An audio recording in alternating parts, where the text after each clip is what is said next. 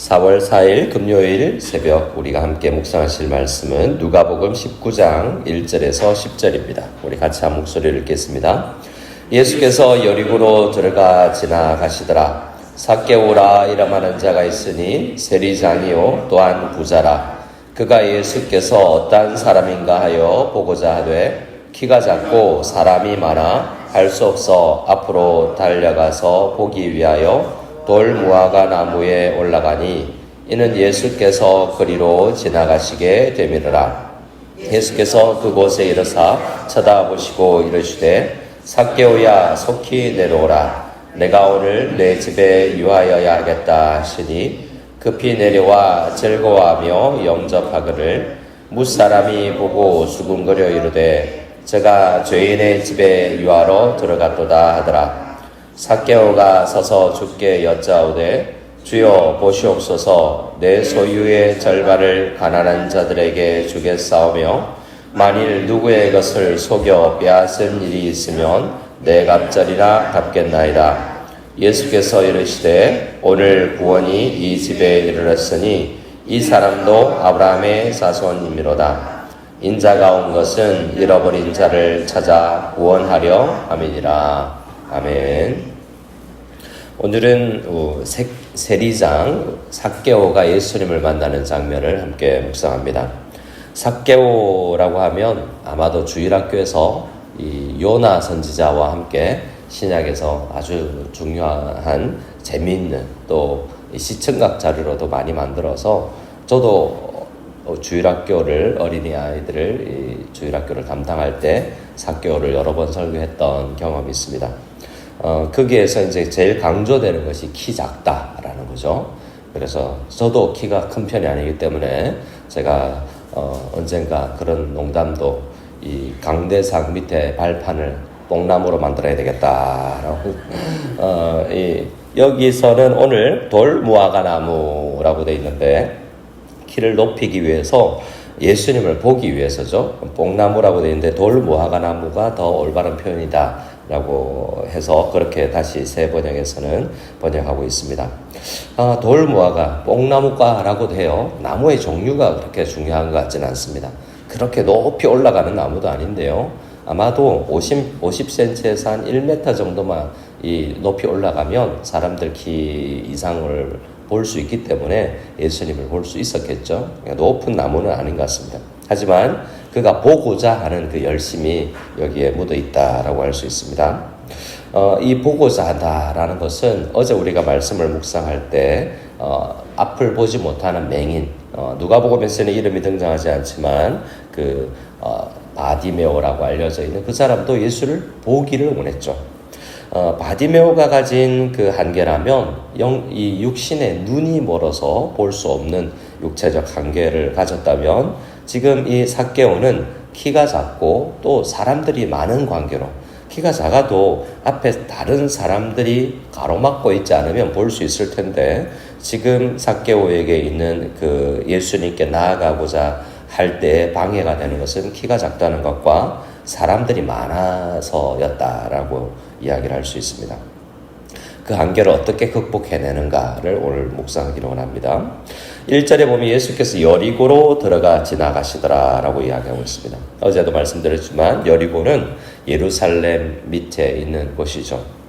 여리고 하면 우리에게 굉장히 유명한 익숙한 또 곳입니다. 어디에서 유명합니까?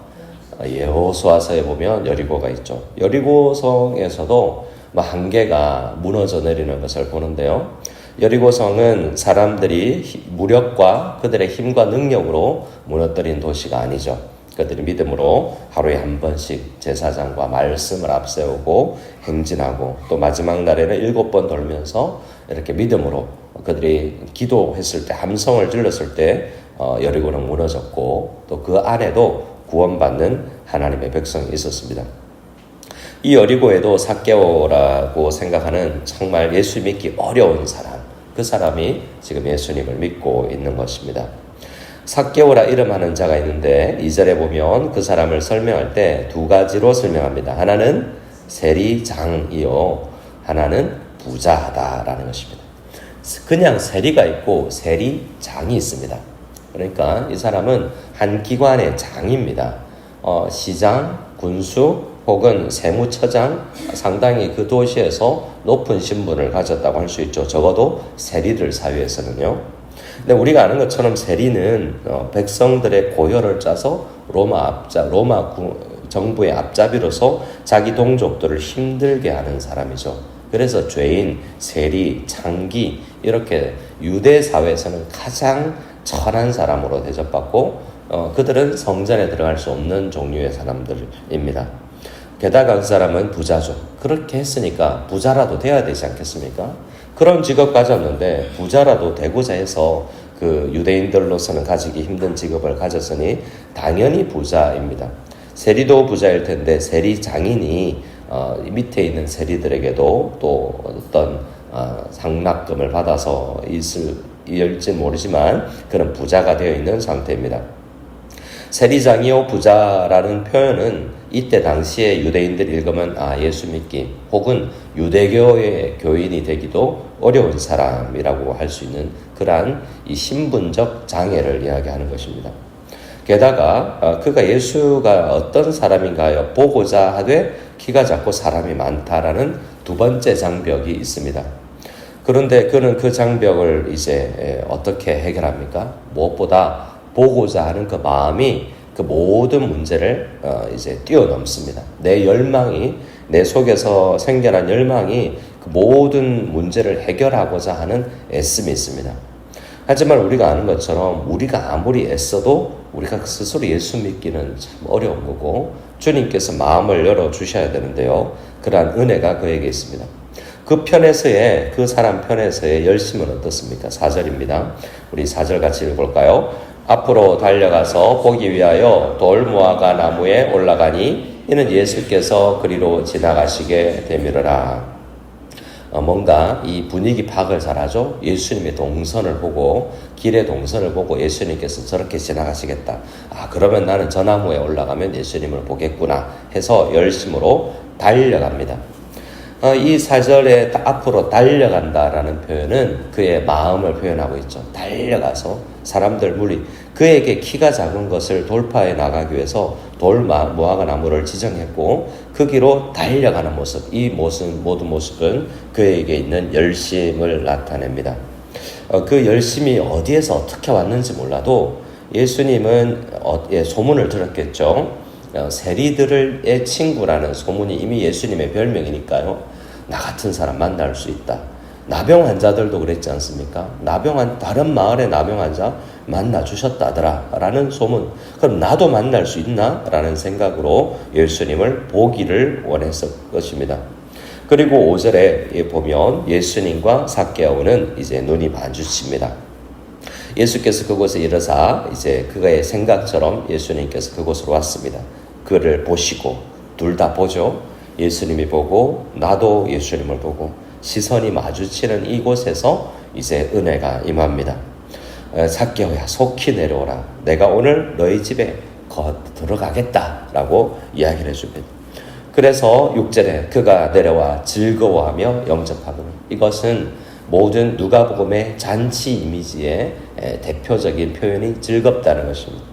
우리가 얼마 전에 보았던 두 아들 또 100마리 중에 한 마리 양이 찾았을 때 10개의 동전 중에서 드라크마 중에서 하나를 찾았을 때 아들을 잃었다가 찾았을 때 다 즐거워하죠. 그래서 이 삭개오가 즐거워하며 예수님을 영접하고 잔치를 베풉니다. 근데 여전히 그 두 아들의 비유, 탕자의 비유에 있었던 것처럼 주변에 있는 사람들은 여전히 수근수근합니다. 저가 죄인의 집에 유하러 들어갔도다라는 거죠. 근데 이게 은혜죠. 죄인의 집에 들어가는 것이, 우리 집에 들어오는 것이, 내 마음에 예수님께서 오시는 것이 은혜입니다. 근데 사람들은 그것을 못마땅해 여겼다라고 이야기를 하고 있습니다. 예수님도 그 사회적 그 난관과 그 방해물들이 상관없이 그의 마음속으로 그의 가정 속으로 침투해 들어가신 것입니다. 8절에 보면 삭개오가 예수님을 믿고 나서 영접하고 나서 이렇게 고백합니다. 주여 보시옵소서 내 소유의 절반을 가난한 자들에게 주겠사오며 만일 누구의 것을 속여 빼앗은 일이 있으면 네 갑절이나 갚겠습니다 라고 이야기합니다. 이가 얼마나 변화되었는지를 이야기해 주는 거죠. 많은 사람들이 성경에 나오는 건 아니지만 회개가 뭐냐 할 때 지갑의 회개가 일어나야 진정한 회개다 라고 이야기합니다. 이 사람은 지갑의 회개가 일어났죠. 그러니까 돈이 이제 하나님의 자리를 차지하는 가장 센 것인데 삭개오도 돈 때문에 세리장됐고 그 돈 때문에 사회적 그 지탄을 해도 불구하고 그 직업 가지면서 돈을 모았을 텐데 나 지금 그 돈은 없어도 됩니다 라고 이야기를 하고 있죠. 물론 사람들이 100억, 1000억 있으면 절반쯤 없어도 되지 않겠냐라고 생각하지만 여러분 그만큼 부자 됐을 때 돈 그렇게 함부로 사용하기 쉽지 않습니다. 11조 헌금도 어릴 때부터 차근차근 우리가 습관으로 쌓지 않으면 한꺼번에 나중에 돈 많이 벌어서 하지 잘 안 되지 않습니까? 이 사람은 돈의 회개가 일어났습니다. 게다가 속여서 빼앗은 일이 있으면 율법에서는 2배를 갚으면 되는데 삭개오는 4배를 갚겠습니다 라고 이야기하는 것처럼 아주 명확하게 자기가 변화되었다는 것을 이렇게 물질로 드러내놓고 표현하는 것입니다. 그랬더니 예수님께서 오늘 구원이 이 집에 이르렀으니 라고 이야기하죠. 그래서 돈 헌금했더니 예수님께서 구원 주시는구나. 이게 아닙니다. 이미 그는 예수님을 믿었고 그것이 사람들 앞에서 공개적으로 세례받는 것처럼 나 예수 믿습니다. 나 이전 삶을 이제 변화해서 새로 예수님을 믿고 공중 앞에서 예수님과 하나됨을 내가 선포합니다라고 공중들 앞에서 입술로 고백하였을 때 예수님께서 마치 세례를 주시는 것처럼 선포하시죠. 오늘 구원이 이 집에 이르렀으니 라고 이야기하면서 이 사람도 아브라함의 자손이라고 이야기하시고 10절에 이렇게 이야기해 주고 계십니다. 10절 말씀 같이 읽겠습니다. 인자가 온 것은 잃어버린 자를 찾아 구원하려 함이니라. 예수님께서 이 땅에 오신 것은 잃어버린 자, 이 사람도 잃어버린 자였다는 거죠. 탕자처럼 돌아온 자입니다. 우리가 아는 것처럼 탕자들은 부자도 있고 가난한 사람들도 있고 또 우리 두 아들처럼 큰 아들도 집에 있는 탕자들도 있습니다. 그 잃어버린 자가 찾아지게 되는 것이 예수님의 인생의 목표이고 그를 위해서 예수님의 십자가를 지기 위해서 이제 예루살렘으로 가까이 오신 것입니다. 그럼 우리의 목표는 뭔가? 예수님의 이 땅에 온 것은 잃어버린 자를 찾아 구원하려 함인데 내가 이 땅에 태어난 것은 무엇을 하기 위함이지? 우리는 그것을 물을 필요도 있습니다.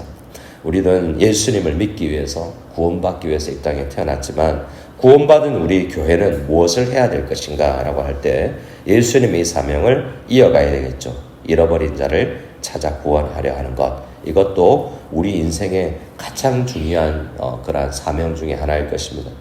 이 사람은 특히 18장에 나왔던 어떤 부자 관원과 너무나 대비되죠. 그 사람도 부자였습니다. 근데 그 사람의 이름은 우리는 알지 못합니다. 예수님은 너 부족하다라고 그에게는 이야기해줬죠. 너에게 있는 것을 다 팔아서 가난한 자에게 나눠줘라 라고 했는데 그 사람은 큰 부자임으로 듣고 근심하고 예수님을 믿지 않고 돌아갔습니다. 예수님 앞에 당당히 나올 수 있는 신분과 사회적 지위를 가졌고 그 앞에 있는 사람들의 장벽도 없고 다 길을 비켜줄 정도로 높은 국회의원 정도 되는 사람인데 그 사람은 예수님을 믿지 못하고 돌아갔습니다. 그리고 예수님께서는 재물이 있는 자는 하나님 나라에 들어가는 것이 얼마나 어려운지 낙타가 바늘기로 들어가는 것이 부자가 하나님의 나라에 들어가는 것보다 쉽다라고 이야기하면서 부자가 예수 믿기 어렵다고 이야기했죠. 근데 부자 삭개오가 예수님을 믿었지 않습니까? 그래서 우리는 예수님의 이 말씀을 생각해야 됩니다. 18장 27절에 이르시되 무릇 사람이 할 수 없는 것을 하나님은 하실 수 있느니라. 이 말씀이 무엇이 가능한 것입니까? 우리가 생각할 때 저 사람은 예수 믿기 참 어렵다. 마음이 딱딱해서 돌같이 굳어있다. 저 사람은 아마 예수 믿지 못할걸. 저런 직업을 가진 사람은 교회에 오지 못할 거야 라고 생각이 될 수 있지만 주님은 어떠한 마음에 있는 그러한 사람이라도 주님께서는 녹여낼 수가 있습니다. 옥토밭이 아니라고요? 돌짝밭도 가시밭도 어떻게든 그것을 제거하고 없애고 돌 같은 마음을 촉촉한 옥토밭으로 변화시키셔서 주님은 그 사람을 예수님을 믿게 하실 수 있는 것입니다. 우리 주변에 저 사람 예수 못 믿을 거야 라는 생각이 든다면 우리가 해야 될 게 뭡니까? 하나님은 하실 수 있다. 그러면 팔짱 끼고 있나요? 하나님께 기도해야죠. 하나님 하실 수 있지 않습니까? 저 사람 구원하실 수 있지 않습니까? 주님 저 사람 마음도 좀 변화시켜 주십시오. 삭개오가 변화됐으니 부자들도 변화될 수 있고 신분의 고하를 막론하고 예수 믿고 그 집이 구원받을 수 있으니 저 가정을 구원하여 주시옵소서. 간절히 우리는 하실 수 있는 하나님 앞에 간절히 기도해 나가면 하나님께서 은혜를 베푸셔서 그 어떤 마음의 상태에 있고 어려운 직업을 가지고 있다고 할지라도 구원되는 놀라운 역사가, 예수 믿는 놀라운 역사가 그 가정 가운데 일어날 줄 믿습니다. 아멘. 우리 함께 기도할 때 우리 중보기도실에 있는 아버지가 기다리는 자녀들 샘터별로 여러 사람들이 기록되어 있는데 우리가 알고 있는 구원받기를 소원하는 그 사람들의 이름을 부르며 이 아침에 함께 기도하며 나아가기를 소원합니다.